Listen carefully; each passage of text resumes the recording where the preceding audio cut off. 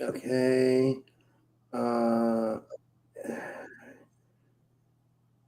Hey guys, welcome to the Typical Skeptic podcast. We got an amazing show. We got the amazing Chasity Muñoz with us. She's a good friend of mine, and we're doing some stuff today. It's really important for the collective. It should be playing the intro. I don't know. I love it. I love that intro. Yeah. That's super cool. Okay, that's cool. It's my computer's like slow. Yeah. And hopefully it stopped. Okay. And this conversation reflects on personal experiences. Uh-oh.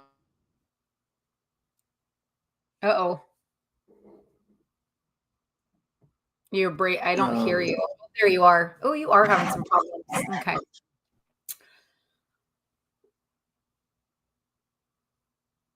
Oh, you just have your mic off. I see. Your mic is off.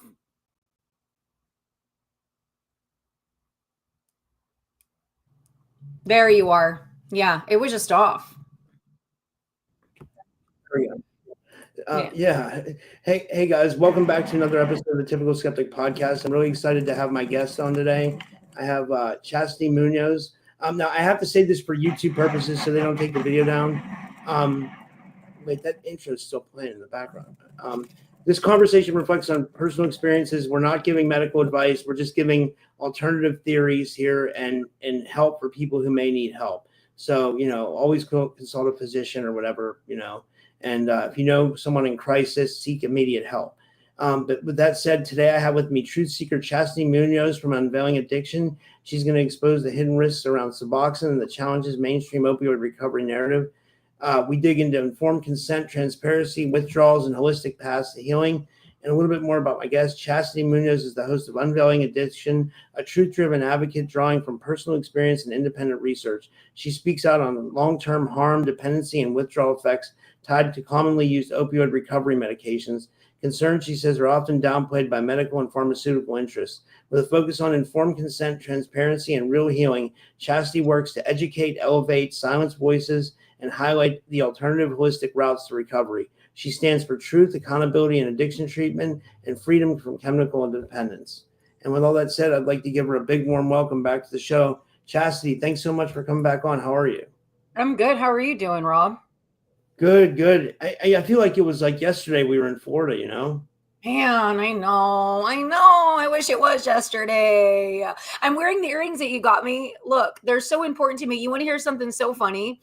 So my stepdad actually owns a jewelry store, and I have all the jewelry in the world. But these earrings, I get more compliments on these earrings than any other piece of jewelry that I wear. And go ahead. Yeah. Well, I was just going to give a little background. So for people that don't know, me and Chasity have been friends now we've been probably friends for 3 years. And you had mentioned you wanted the alien earrings. So I knew who had some at the conference. It was Marvel Bliss, and they were only like $15 or something like that. So I was like, I'm going to do that for my friend because you do a lot for the community with like Unveiling Addiction. And a lot of the people in my community are ex-addicts. So I think it's important what you're about to talk about. So, that was just like a little gift from me to you know what I mean? If you'll remember, I had bought a pair the year prior at the same conference, and I lost one, and I was devastated. You would have thought like I lost some diamond earring that cost thousands of dollars because I just liked them so much. And I was like, oh, I'm looking for these earrings. I wish I could find them. And then you actually found them before I did. So I was like, oh man, that's so awesome. I was really, really excited you did that. They're quite literally, well, the only reason why I haven't been wearing them to work is because I need to get a back for the other one. I keep losing the backs and I don't want to lose them again. So anyways, yeah, thank you for that. That was really cool. And I did enjoy our, experience there at the Disclosure Now conference. So it's a lot of fun. It really is connecting with like-minded individuals that just get it,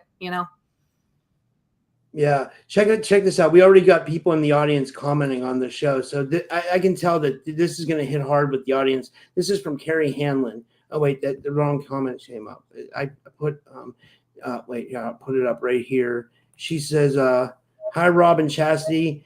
You have been on an amazing inspiration. She says, I've cut down from 32 milligrams to 8 and still going strong. She says, thanks for what you do. That's freaking awesome. I love that. Keep going and take your time and be patient. And it's so possible, but just be very, very patient. I love that. Wow, that just lit some fire right up under my ass and got me excited. Yeah, good job. Good job, Carrie. I love that for you. It takes a long time, huh? It takes a really long time.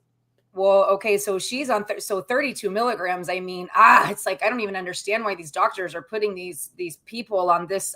But yes, it is take a little bit. I mean, I was on 8 milligrams and I dosed myself down, which took me about a year. You just have to be patient, like listen to your body and let your body adapt to each taper, right? So, but I mean, it is a process, but it's like, what's this little time of you tapering down? You know, it's like it's just a blimp of time and all the rest of time. Or time is weird, but anyways, it's just a little blip of doing what you got to do to free yourself. It's quite literally going to change your life by eliminating this out of your everyday. It really is. I mean, I see videos of when I first started posting. I see pictures of when I was still on it. And at the time I'm like, oh, I felt like I looked fine. When I look back, I'm like, oh my gosh, I have so much more life inside of me now, you know? Yeah. Yeah. And is that why you launched Unveiling Addiction? Like tell the people a little bit about like your journeys, like with launching Unveiling Addiction. Okay. Yeah. So, well, you know, I have a lot of friends like you. I have some friends in our community that are, you know, that have their own little shows that are making impacts and impacting the collective. And so when I decided I had freed myself from all these pharmaceuticals. I had come off of Xanax, Ambien, Adderall, and I tried to come off of Suboxone. I had to get back on Suboxone, but then I spent like a good year tapering myself all the way down. And I started to post my journey and put myself out there. And another reason why I did that is because it really held me accountable, right? Because it's like, okay, now I've got people watching. So it's like, I don't really have a choice but to succeed. Like I gotta succeed now. I can't be, you know, so, and then it became very clear to me, people started reaching out to me in our community that were on Suboxone, that, you know, used kratom to get off Suboxone. One lady was like, I didn't even realize that that's what the doctor had prescribed me. I'm so glad I didn't start taking it, you know? And so I was like, okay, so this is when I decided, all right, well, at the time I was just going to, you know, do a podcast on just addiction in general, but I'm honing more in on, you know, Suboxone because it's just such an epidemic and there are just not thousands, there are millions of people affected by this. And I mean, even people in our community, you know, people started reaching out, like you and I talked, you know, I spoke with Aurora, you know, Lily Nova, like Michael Collins, like people, you know, just a lot of people were affected by this. So that's why I began that journey. And I kind of had to put a pause on it because I was caring for my mom at the time. So I put a halt on it because it was like I couldn't focus on her and this, right? I mean, there were so many people that were like, how did you do this? What did you do? They needed so much, like they wanted a little bit of guidance. And it was like I couldn't. So I kind of put a pause on it until I came here to Florida and kind of started finding myself a little bit more and decided I'm ready to get back in the swing of things and get back in the game. And I've just been going ever since, and just I've been gaining a lot of traction too. So but that's how I came up with Unveiling Addiction. And I've actually changed my description because it is going to hone more on, you know, meds. I mean, any pharmaceutical, really. I mean, just I've got people that are, if you know somebody also has any experience with methadone and coming off of it, I would, you know, let me know. I would really, really appreciate that because I have people asking me, okay, well, do you have, any advice for methadone? I don't have personal experience with methadone, like the one thing, right? But I can say that, you know, opioids are opioids. And I would imagine that it would be all the same similar process, just slowly tapering down and allowing your body to adjust. However, I would really like for somebody who has that experience to come on board so that they can. I just feel like when you experience it, it's a whole other ball game. I can sit here and tell you till I'm blue in the face, but I don't know the withdrawal off of methadone. Although, again, I do believe that opioid withdrawal is all the same. Would you agree?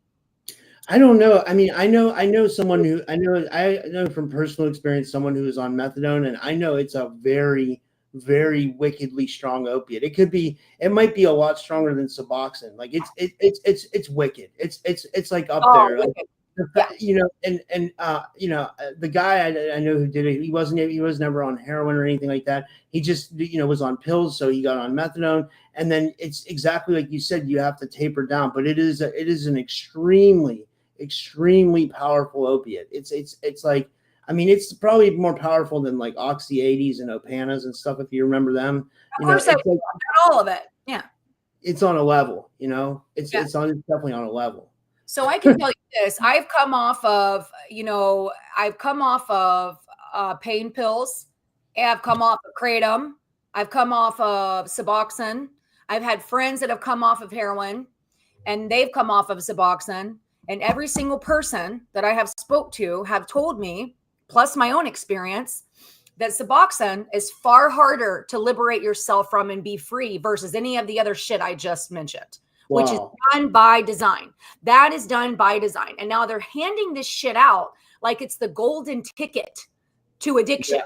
When we all know that when you have an addiction, there is something deep within you that needs to be healed. And they're like, oh, okay, well, here is a pill for or a strip or a sublingual, whatever, that's going to cure all of your problems, which is a bunch of bullshit, Chasity, I got to ask you a question. Have you seen, this is something I'm sure you know about this. They're offering the shot now too. So I was just about to freaking, what is that going to do to people's insides? Like if someone puts that shot in their stomach, So listen, I was literally just about to bring that up. I have to watch myself when I start getting into these conversations because I get real passionate and start cursing and shit, because I just talk to so many people and it's just so frustrating. So this injection, I will say this, it has helped quite a few people. However, we are in the beginning stages of understanding what this injection does. Okay. I will say this,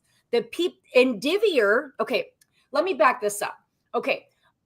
So they created Suboxone for opioid use disorder. Okay. Everybody knows OUD, opioid use disorder, right? So there's no disorder. When you are prescribed an addicting medication, you are going to become addicted, period. There's no disorder. But leave it to Big Pharma Indivior to say, okay, well, now you have all these people with a disorder, so let's create Suboxone. Now we have a solution for your problem, Suboxone, okay, for this disorder, okay? So they get millions of people stuck on Suboxone, and now they don't even have a taper schedule for all these millions of people stuck. Although now Indivior has created an injection called Sublocade, which they are charging people $2,000 an injection to free yourself from Suboxone. So why? Listen, it's because a lot of these individuals are in fight or flight and are willing to do whatever it takes to just liberate themselves. So I get it. But sometimes they need to. The shot made me violently ill. Carrie, will you please reach out to me? Please. I would love to speak to you. I am looking for more people that the injection had this effect on, because I've talked to a few, but not everybody wants to come and chat and talk about these things, although we need all perspectives. Okay. So where I was going with that is, why would these people are profiting off of our vulnerability. It's like, okay, look at all these addicts. Look at all. They're profiting. So this is why I'm not going to judge an individual for taking the injection. No, I'm not going to do that. No, but I am going to say, I sure as shit ain't going to put my power into the hands of these assholes that are quite literally profiting off of our struggles and our vulnerability. Yeah. I'm just not going to do it. In our demise too, because you know what I was going to say. Another thing that's crazy, Chasity, I don't know if you noticed this, but it seems like the whole opiate epidemic now is like, it's like methadone and Suboxone. And then if you're not on that, people are on heroin and fentanyl. And it's not even like people are getting real heroin anymore. It's like this fentanyl crisis, I saw a video where Trump supposedly sent a missile and blew up a boat full of fentanyl. Like it's a major problem. And then you have to think back to the Afghanistan war. It's like, I know this is a conspiracy, but it's like, were we really over there for the poppy fields? Because at that time we had an opiate epidemic, which we still have, but that's where the heroin comes from, Afghanistan. You know what I mean? So it's like, it's crazy to think that it might be connected like that. You know what I mean? And it's just a weird time we're living in. I don't Yeah, know. it is a weird time. It's a real weird and interesting time to be alive, ain't it, Rob? Yeah, it's not, I mean, Get ready for the ride. Um, yeah. I I kind of forgot I forgot what your question was because I Oh, do I was find it just making a statement. I was just making a the statement. Afghanistan thing. Yeah. Yeah, it's actually sad. I feel bad for people who are taking like fentanyl and stuff like that and heroin. You know what I mean? Like, they're That's obviously doing that for an escape. Like, so yeah, so I will tell you I had an experience with that back in 2016. I had, and I never went down the road of like shooting up or whatever, although I did experiment with it from time to time. My soul knew like I can't do this because I like to numb far too much. And it's just this will kill me. I'll end up. And so I did have an experience where I think it was like I thought I was getting heroin and it was fentanyl, and I completely overdosed and like don't remember anything and woke up in a hospital. And that was back. wow. Yeah, yeah. I mean, it's crazy. It's like 1 second and you're like, I just woke up like, what just happened? Like I had no idea. And it is getting pretty bad because I've known of people that like took one. They're even doing this with pills on the street. This is why it's so important. I'm so glad I cleaned up my act when I did, because I used to buy pain pills off the street, Xanax off the street. All this shit now is pressed with fentanyl. You take one little Norco, which you think is a Norco, and it's filled with fentanyl and you're dead.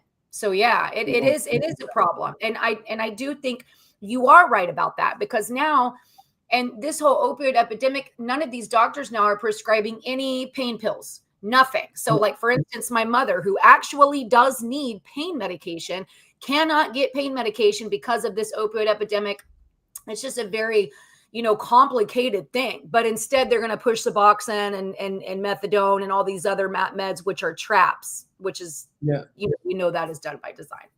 Oh yeah, exactly. It was like one phase to another. The first phase was like roll out the Oxycontins and all the Panas and all that stuff, and then get everybody addicted to those. Now it's like problem, reaction, solution. You know what I mean? It's like they create the problem, they create the reaction, and then they get a solution. What are your thoughts on the injection? I mean, what have you heard? Like, what I what don't are think your it's thoughts?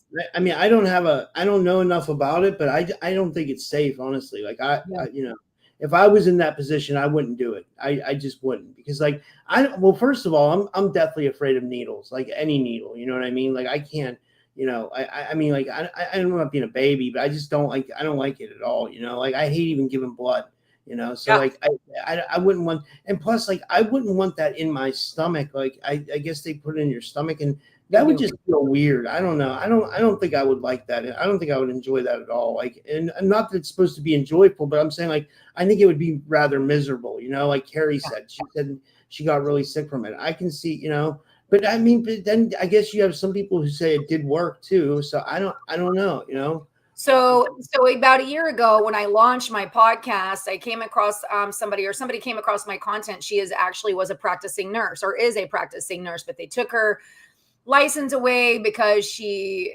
was on Suboxone, blah, blah, blah. So she resorted to Sublocade.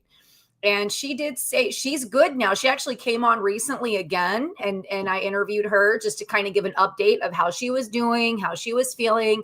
And she knows the way that I feel about this. But like I've said, I'm not gonna judge anybody to do that has to do whatever they've got to do to break free from all this crap, but she said when she got that injection that day, she said that day they told her, you might have some headaches, blah, blah, blah. You'll feel a little euphoric. She said, I don't know if you have ever experienced, I think you have, like the first time you take a Suboxone and it just like is this warm blanket that it numbs your entire body of everything. You don't feel anything. She said it was like that times 10. And she said the headache was so bad that it was like she was stuck. She couldn't get out of bed for like 3 days. Oh my God. Yeah. But then she turned around and was like, but for me, it was so worth it because now I don't have to wake up and take anything every day. I don't have to, I'm done with it. I'm completely done, which I respect. But what are the long-term effects, right? Yeah. Being injected with something. There's got to be. And so I haven't gotten around to it yet, but I've been wanting to look into this and who holds the patent to it and what does it do. And, I think a lot of this shit though is censored. I don't know. I haven't had an opportunity to look into Suboxone and I don't think there's enough information about it, because for me, I can read this data until I'm blue in the face. Let me speak to people who've had actual experiences, and that's a whole different ballgame. To look at it from like a conspiracy lens, like I love that lens. Said, like, like you look at the patents and you could find out, like, I talk about targeting a lot on my show and stuff, and like targeted individuals, some of these shots could have nanotechnology in them or graphic, whatever. I don't want to get the video taken down, but they could have some experimental stuff that could really not be good for people. Like that's what worries me. Like it's like you said, like what's in the patent and what are they really? What's the real purpose of it? You know what I mean? Like it's going to help someone in one way, but it might create problems in another. You know what I mean? Like real problems. I did not even think about that, Rob. That's so interesting. Yeah, because also, a lot of people, we've been coming across this information that people are being implanted or have this nanotech in them and they're hearing voice to skull. And, I went to a scanning clinic with some friends of mine, and these people were impacted by these implants. It was like a mind nexus. I'm sure you're familiar with Desiree. Yeah, I know her. I've been with Desiree. Yeah, she's Desiree. What's that now? Did you go with Desiree? So I went to Tampa to go help out a little bit, and just, I went there, and I mean, what I saw, what these individuals were experiencing, it was so profound. Like, I mean, they literally try to make these people look crazy, like there's something wrong with them. And if you were not somebody that had the awareness, you would think these people are on drugs, but no, they're not on drugs. They're not. They are being targeted. And that is such an interesting, I'm so glad you mentioned that, because it's like you have millions of people right now stuck on Suboxone, right? So let's come up with this injection. And we know it's things like injections and dental stuff. Wow, that could get this nanotech inside of these people. Wow, Rob, thank you for that. Let me write that down, actually. Yeah, but I think it's so interesting that you were able to kind of verify that people are being targeted. Like, yes, they are. From what you saw at that clinic, it kind of stuck it for you. Like, it was like that was like yeah. So here's the thing. I never question if people were being targeted. Like I have enough friends, and I deal with enough. Like I'm never like, no, you're not. Like, no, I'm this is not me. I'm observing it all. But when you actually meet people and you are observing all of this, it's a whole other ballgame. I mean, these people are being so affected. I mean, it was heartbreaking to see, because it's like, because there's just so many people that are affected by this. And it was like, I tried to be the observer in all of it. And I mean, even like, I remember when I first got there, I was helping them fill out forms and things. And one lady walked in, and my ears started ringing. My ears started humming, like she was right here. And it was coming from her. The frequencies were coming from her. I mean, it was pretty wild stuff. This stuff is going on. Yes, this stuff is absolutely going on. I'm not saying that every person is targeted, but I am saying what you just said about Suboxone and the Suboxone injection. Wow, because what a good way to control a bunch of fucking people by using the Suboxone injection to put nanotech in people. You know what I'm saying? Wow. Yeah. Wow. It's devious, but it's genius, because like, I mean, they've done things like that before, Wow. Like Jason wanted me to ask you about the quick hit. What's the quick hit? Quick hit. Yes. So quick hit is, it's a variety of like vitamins and nutrients, right? Okay, so we know when we're going through the withdrawal process, we know these symptoms that we're experiencing. One of the most horrendous ones is restless legs. And we know that's lack of magnesium. These symptoms that you're experiencing is the body screaming at you, there are certain things wrong, and your body is lacking certain things. Okay, so when you're lacking energy, I know that NAC and vitamin C helps that. So this individual was on pain medication, and then he used kratom to get off of pain medication and then got stuck on kratom. And he was just so tired of it. So he did a lot of research. He started looking into shit and he came up with this concoction of vitamins and nutrients to target and combat these withdrawal symptoms. Okay. And so when this fell into my lap when I had first come to Florida, and I had managed to I was going through so much and I was using kratom again, all that fighting I did to come off of all of it. Here I am again, hopped back up on this shit. Right. But it was a learning lesson for me. And also I look at it as a beautiful experience because I would have never been able to try this product and confirm or deny whether it works, because it does help. So it's an array of vitamins and nutrients that help combat those symptoms, those withdrawal symptoms. And so he used it for himself and it worked. So then he trialed it on some of his, people that he knew, and it worked for them. So then he's like, dude, there's something to this. So then he created Quick Kit. Hadn't even been a year. Found me. And it was like, would you be willing? I mean, I'm like, absolutely. I'm actually on kratom right now and I would love to come off of it. And I can't be on kratom. This is not sustainable for what I'm trying to do. And I knew I would come off. I just had to kind of get there. And so this kind of fell into my lap. So yeah, I mean, and I will tell you this, like there's a woman that I'm speaking to and I'm walking through the process of coming off of Suboxone right now. And she said it is absolutely helping her. However, you need to taper down to a very, very, very, very low dose. I'm not saying it's a walk in the park. It's not a walk in the park, but it's definitely going to help alleviate whatever symptoms you are experiencing, if that helps. Yeah. Yeah. And then what is informed consent? Like what? Are you asking me? Yeah, like I guess it's like what patients should be told about, but they often aren't. Informed consent. I mean, isn't that like you're just?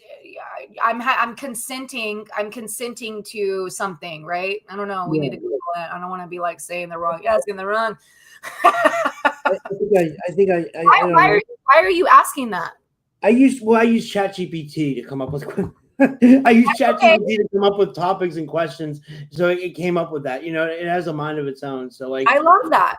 Yeah, no, ChatGPT has helped me out a lot too. Yeah, I love that. Yeah, so just consenting, I would suppose to like, I don't know. I don't know. Again, is saying what patients should be told, but they're often not. So it's like we're consenting to something, but they're not telling us the full details of what things can do to us, or like what the full implications are for taking it. Like, for example, like how many people probably took Suboxone and didn't realize what they were getting into, that it was going to be extremely addictive and they would be on it for years and, have trouble coming off and like, and then be kind of like stuck to this medication for like, God knows how long, you know what I mean? Like that's I don't know. Yeah, I've had some people in my comments being like, nope, Suboxone saved my life. I'll be on it forever. I'll be on it for life. I'm like, well, and that's okay. That's your choice. That's okay. But there are some of us that don't want that. And that's okay too. Like everybody can experience and have their own shit and go through their own stuff. And we can still all come together. It's really not, but yeah, I don't even think these doctors, the ones that are pushing Suboxone, I think they read the script. Right. They read it. It's for addiction. It's like, oh, just like a diabetic needs insulin, addicts need Suboxone for life. So here, have this they don't have any idea. I'm talking to a woman right now that is a CEO of a tech company, and she is coming off of Suboxone. She's on her 4th week now. She, she's going to do an interview, but she can't she doesn't want to show her face because she has a very high profile job. And and her doctor told her, he's like, I have experience helping people off of Suboxone. I worked with a lot of the people in the prisons. He gave her this whole thing. She's like, the more that I think about this shit, the more it pisses me off because he does not know what it's doing. She's like, I have had more help from you, meaning me, than this fucking doctor. Excuse my French. Sorry. Yeah. Like, yeah, because they don't know. They haven't, the doctor told her, you just need to get some thick skin in the game and da-da-da-da-da. And that really pissed her off because it's like, how could you possibly even sit there and tell a patient to get some thick skin in the game? Have you been on Suboxone? Have you managed to come off of it? Do you know how it feels? No, you don't. So fuck you and your thick skin. Is basically Yeah. how it feels. Exactly. I agree. Jason brought up a good point again. Jason mentioned the teeth thing, I there's love a class action lawsuit right now, for people who are on Suboxone and had problems with their teeth because they're saying, that like, I guess this can mess up people's teeth too, like it's a thing. I am speaking to a woman that has oral cancer due to Suboxone use. She has a hole right here where she used to, because Suboxone is sublingual, and she used to let it dissolve right here, and now she has a hole. She has stage 4 cancer, had to get a skin graft on right here. I mean, due to Suboxone use. So yes, and Wow. I've lost 4 teeth because of Suboxone. And I've spoke to so many people that literally 30-year-old people who are 30 years old that don't have teeth because of Suboxone. And don't you find it interesting that when people, the stereotype with addicts, when someone sees an individual without teeth, they immediately think, oh, they must be a meth head or they must be an addict. So don't you find it interesting that the very drug that they're giving to these people is for addiction and it makes you lose your teeth? That's interesting, right? That's insane. It's like Done by design. Wow.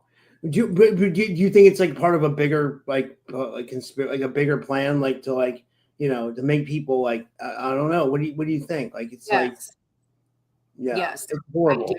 I do. I always think it's a conspiracy, and I don't even a conspiracy that is a fact. Yeah, no, I agree. So What about dependency versus recovery? How to tell if a treatment keeps you stuck? I guess we kind of talked about that a little bit, but that's one of the things is people feel stuck on this. Like, you know what I mean? They feel down, like they feel maybe they don't have as much life. You know what I mean? Like, or, life force or chi energy. Because they're just stuck on a medication, and it's like maybe bringing them down. You know what I mean? Is that kind of with it as well? Yeah, I've had a lot of people say, I'm so glad I came across your content, because sometimes that's all somebody needs to do is just hear. Like, it doesn't have to be a part of your everyday life. Like you don't have to be a lifer. Like, you can take things into your own hands. You can quit putting your power into the hands of people that really don't know what the fuck they're doing, But I've had quite a few people say, I'm so glad I found your content. Because of you, I'm tapering down because of this content. I'm not saying because of me, but just I inspired my information and my personal journey inspired many people to start taking matters into their own hands and trying to slowly taper themselves off of it, because it is so soul sucking. I mean, every person that I've had on or anybody that I've spoke to was like, I have no emotions. Like, I don't feel anything. My sex life is gone.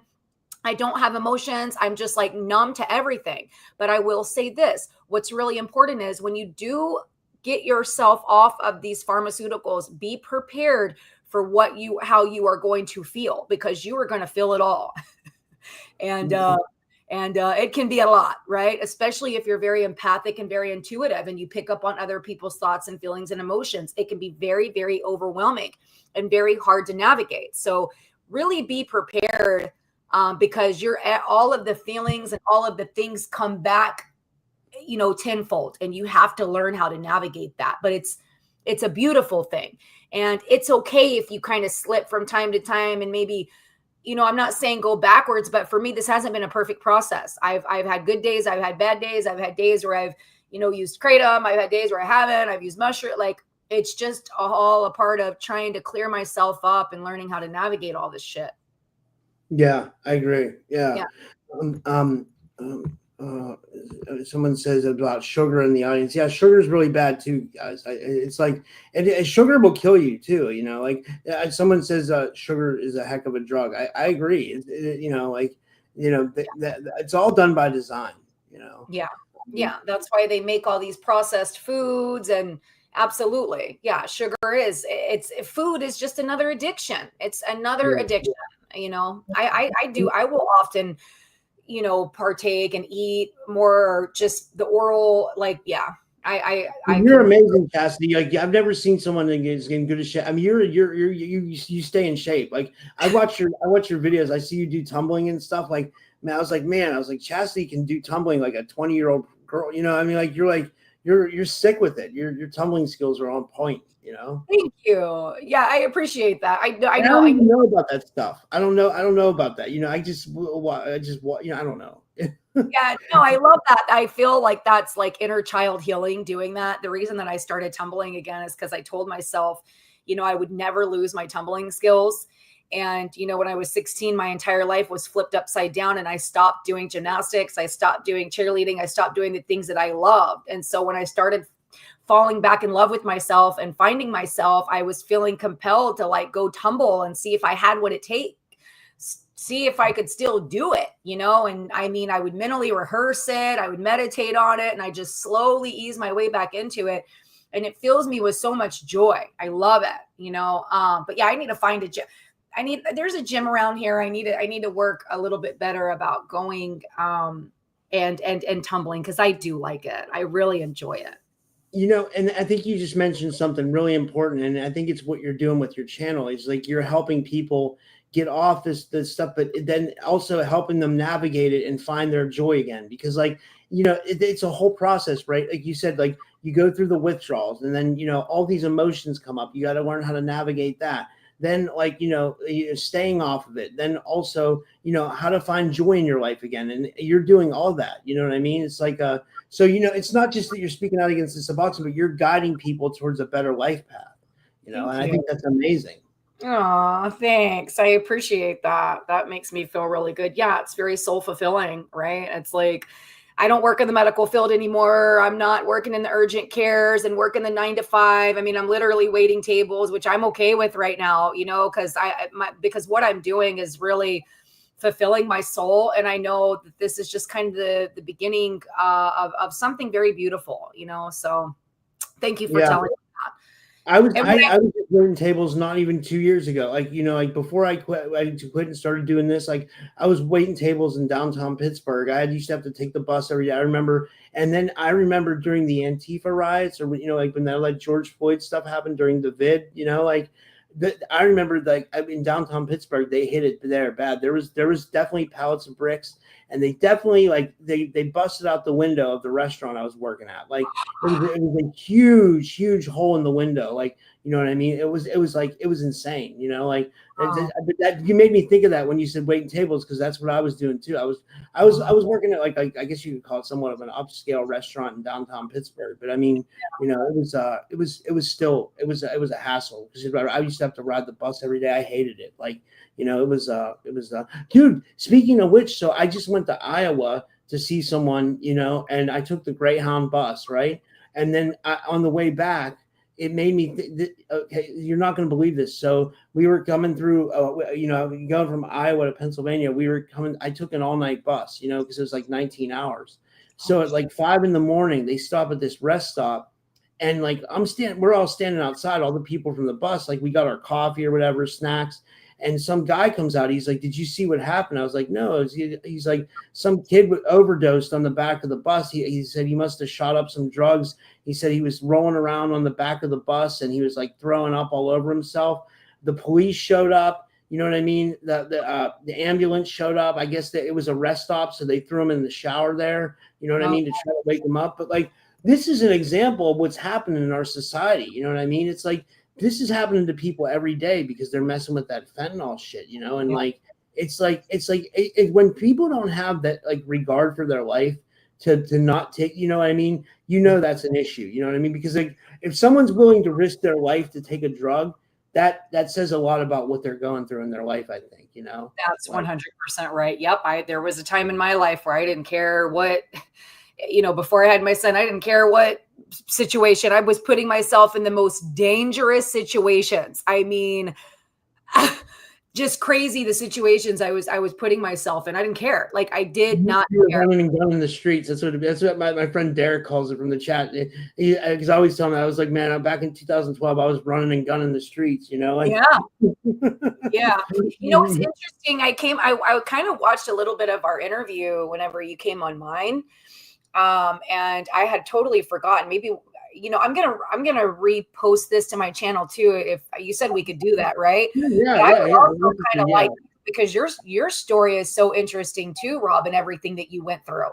You went through some heavy duty shit, and the fact that you're doing what you're doing, and you're standing strong and I mean, I love it. It's very admirable. So yeah, for people that don't know, in the midst of like 3 years, I got beat up by the local. I don't know if I told you this part. I got beat up by the local police, like, because I was on drugs, and I was like, I was evading the police. Like, I drove for like maybe 2 miles down the road with the police following me, and I was throwing pills out the window the whole time. This is 2012, guys, so you can't judge me. Like, people aren't going to judge you, and if they do judge you, they can look in the fucking mirror. Yeah, no, good for you. You got rid of a couple charges. Good for you. And then what happened though is things kept getting worse. Like in 2010, I had a guy jump in front of my car and kill himself. That was crazy. That was like and then my ex-girlfriend died of an overdose, and then my uncle killed himself at my cousin's house, and then both of my grandmothers died, which was like old age, but like all this stuff happened, and I could even name more stuff, all from 2010 to 2012. My 30-year birthday was 2010. They said that's your Saturn return, or like, so they say that like we all face challenges when we turn 30, Wow. like it's your Dark Night of the Soul or Saturn return. I've heard that phrase used. I mean, but it definitely was for me, because that was a tumultuous time. 2009. I would never go back to living like that. I'm a totally different person. Yeah. When you went into that, and I was like, wow. People just don't know, right? Because we've been so like conditioned to not, like, I'm not saying dwell on our past, but it's okay to speak on it. It may make some feel uncomfortable that have lived a very sheltered life, but this is life. And some people have lived a very hard life, and it's okay to speak your truth. Like, and if people judge you, then, who gives a shit? Like, anybody who's judging, they can quite frankly look at themselves in the fucking mirror. So that's a good point. Yeah.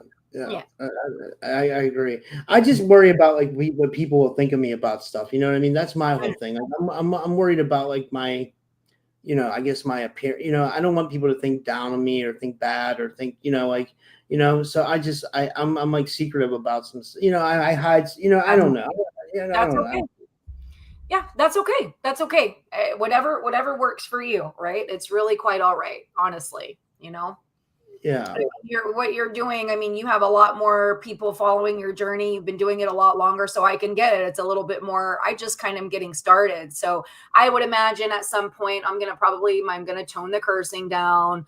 I'm probably going to be a little bit more cautious of what it's just kind of where I'm at right now, and I'm just like, take it or leave it, or really, Well, you really become an advocate for this. It's really inspiring, you know what I mean? Because like we need more people like you in the world. I'm telling, you're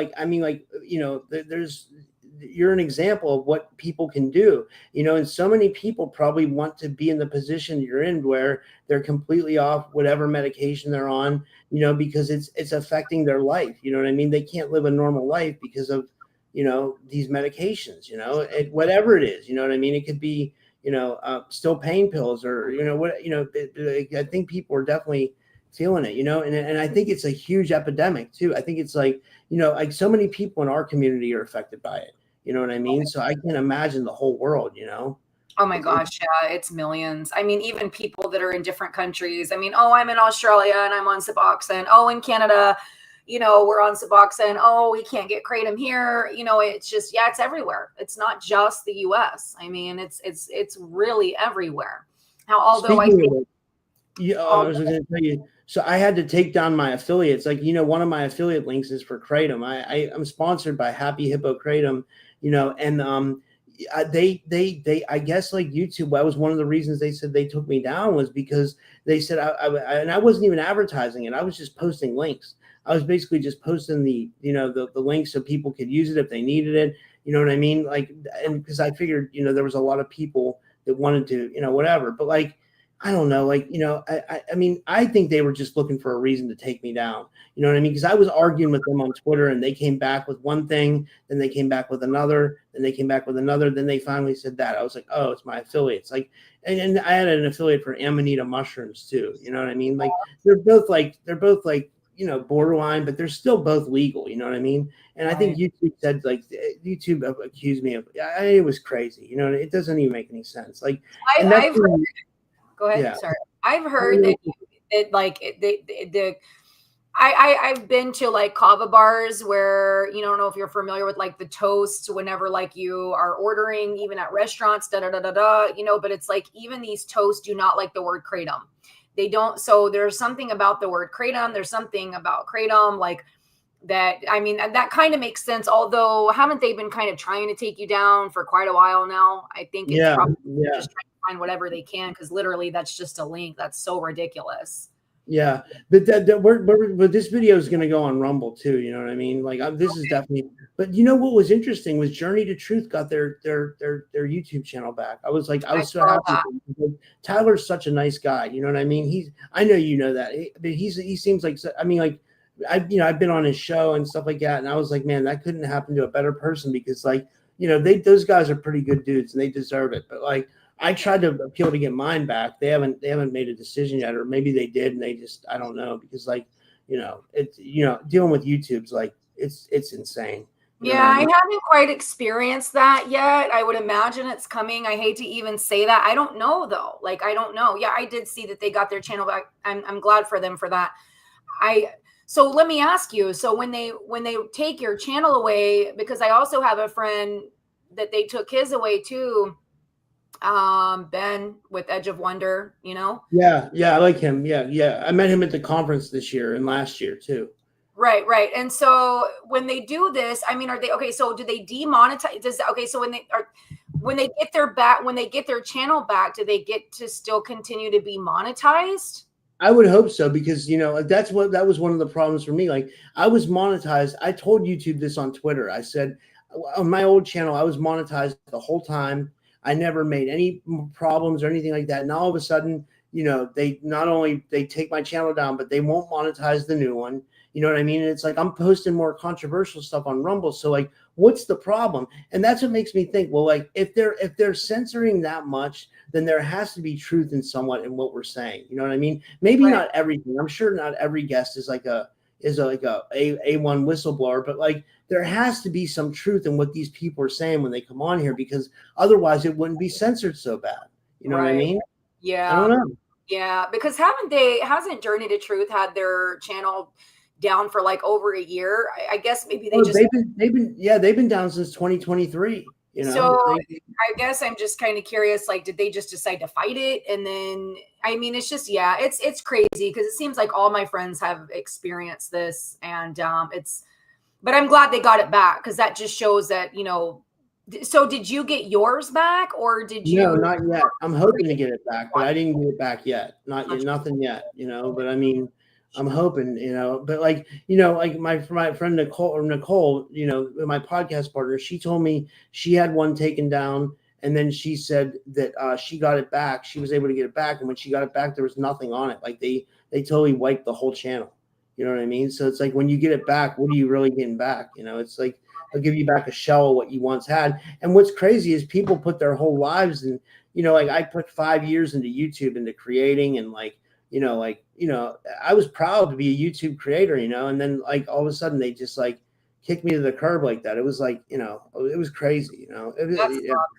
Yeah, I can't imagine. I mean, I'm sure that feels like a kick to the stomach, you know, like, oh gosh, I can only imagine, because I'm proud of the little what I've created. It's not big. I don't even have 500 subscribers, but I put a lot of work into what I've created so far, and a lot of energy into it. And you know, where focus goes, energy flows. So it's like, you know, it's like I want to put all my energy into this, but maybe I should create a Rumble as well, you know.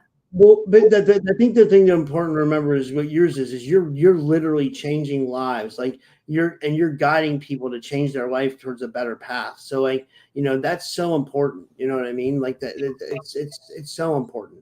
Thank you. I did like whenever we, at the very beginning, Rob, when you were like, whatever you said, you were like, we're not doctors. Thank God for that. I mean, you didn't say that. I'm saying that. But you said we're just trying to, what was it that I'm going to have to get that from you. I had a disclaimer. I put the ChatGPT told me I should probably put up a disclaimer. And the disclaimer says, this conversation reflects personal experiences and opinions. It's not medical advice. Do not start, stop, or change any medication without consulting a qualified health professional. If you know someone's in crisis, please seek immediate help. But then I said, added in. I was like, we're providing alternative theories and help for people who might need help. We're not telling anybody to stop their medication or anything like that. Like we're just giving people options. Letting people know that they're out there. So right? I need to make. I love that, and I love that you use. I was kind of against ChatGPT for a little while because I was like, it's taking the creativity away from human beings, but. I'll use it from time to time, especially if I get stuck, with certain situations. But I do like that. I really like that. And I think I should probably make sure that I read a disclaimer, put one on my website and read a disclaimer probably before I interview people, because I'm not claiming to have all the answers. I'm just claiming to have quite a bit of experience. You do though, I mean, it's amazing. Like it's like I say like what you're providing is like gold, because like people really need this information, they really need to know that there's options out there, and they're not stuck, because like a lot of times people can become stuck and it's draining. It's like soul sucking, Yeah. And then I don't know. It is soul sucking. Yeah. Yeah. I mean, I guess we won't go too much longer because I know you have to work. Like, did you want to take maybe a couple of questions? Like if anybody in the audience has a question, Chasity, put them in the chat and we'll get to your questions and stuff. I have a question for Carrie. I'm curious if I've spoke to Carrie before and if she would be willing to reach out to me, and no pressure if not, but I would love to speak to her. Yeah, I can give you her email too. I have her email, I think. Like if she's okay with it, she probably should be, yeah. No pressure at all.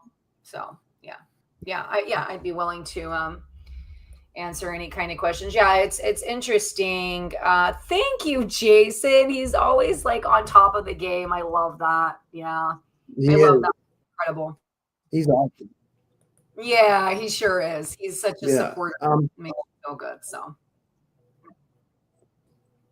She says she put a comment here. She says, yeah, I'll definitely reach out. She says, that's all good, Rob. She said, okay, so, yeah. Perfect. Yeah, just because I'd like to get some more, because I mean, I will say with that Suboxone shot, I'm hearing probably more success stories than I am unsuccess. But I mean, well, I guess okay, I'm just saying in my comment section, I see Suboxone's the way, Suboxone, like it just, so that's my comments though. But as far as talking to people, like actually having actual conversations with human beings, I would say it's like 50-50. I there's been a handful that says it works. There's been a handful that says that it doesn't. So it's like 50-50. I think it's probably up to each individual. And everybody should know like the implications of if they're going to take the shot. If they're going to put something in their body that they don't know about, they should know some of the implications or like experiences other people had, because like, the doctors don't do a good job of telling people that stuff. You know what I mean? They don't, that's a problem. Like they just give it to people and expect them to figure out. Because the doctors don't know. I'm sorry, I keep yawning. I apologize. But it's because the doctors don't know. It's because they are just literally reading a script. And here is this. I've even spoke to quite a few people that are like, oh, I was prescribed Suboxone for alcoholism. I'm like, do what? That makes, or I was prescribed Suboxone for meth addiction. I'm like, that makes absolutely no freaking sense at all whatsoever. You're literally... Now you're just using it because what it was created for was to alleviate withdrawal symptoms. Okay. This is not what, and so now you're literally just substituting one for the other. Now you're just using the Suboxone and getting high off the Suboxone. So you don't need to get high on meth or alcohol anymore. It's so disgusting and ridiculous what is going on here. Yeah. Yeah. I agree. I'll continue to post about it until I'm blue in the damn face, until I know enough people have gotten the message so that they want to kind of take things into their own hands and be free. Yeah. Have you experienced, what about holistic approaches? Like, do people use like herbs or any, or like holistic stuff to like, does anything besides kratom, or is kratom the number one thing that people use to kind of get, taper off of it? I would say to be very cautious of kratom. And if the quick kit, if you could go the quick kit route and taper down to a very small dose, take the quick kit route and try to stay away from kratom. But I mean, it's what helped me, but it is so addicting and you could find yourself stuck on it too. I also use like golden teacher mushrooms and microdosed for the energy level. Cause remember at this time I didn't have quick kit. I was just kind of raw dogging this shit, just kind of guided to just try whatever that worked for me. And so I microdosed and that helped me. Recently I've been introduced to like certain, just like tea. My friend made some tea for me, and it's like I don't even know what he put in that tea, but he like dandelion, all these different like roots and things that like gave me a lot of energy. And I was like, dude, what is this? Because it's not kratom, but it's also, I mean, you can feel it does something. It kind of fuels your body full of energy, but it's all natural roots and natural things. So I'll have to ask him exactly what he put in that, what he did with that, because it was very, very helpful. But yeah, I would say, if you can avoid the kratom, try to do that. But some people may not be able to, and that's okay. Like just make sure you're only doing it like 3 times a day, and that's it. And you're strictly using it as a tool to alleviate and not to substitute. That's it. Just to give yourself a break from the withdrawal that your body is going through, because it's going to take a little time. Wow. Well, we didn't have any questions. Let me see here. No questions. I guess people already asked them all. Yeah. Well, this was awesome, Chasity. Do you want to tell people where they can find you? And thank you. This was amazing. I enjoyed this. Oh, me too, Rob. This was awesome. Yeah. So I am on Facebook, Chasity Muñoz. I am on Instagram, Chasity32, TikTok, and I have a Facebook page. If you or anybody else that's kind of fighting this, it's called Unveiling Addiction. My YouTube channel is called Unveiling Addiction. I'm getting a little bit of traction there too. So yeah, I mean, just be patient with your family members. If you know anybody kind of fighting this fight, there are a lot of people that don't want to talk about this. They don't want to talk about this because they're so embarrassed about it. But then when they speak to me, it's relieving for them, because they understand that they're not alone. And there's millions of other people doing this, all walks of life, CEOs for tech companies to servers and podcasters, whatever. It's all walks of life. It's not just, it's all walks of life. So anyways, yeah, that's where you can find me. Yeah, thank you guys. And I'll be live again at 5 p.m. Eastern today, guys. And I'll see everybody then. And thanks a lot, Chasity. And I'll be talking to you soon.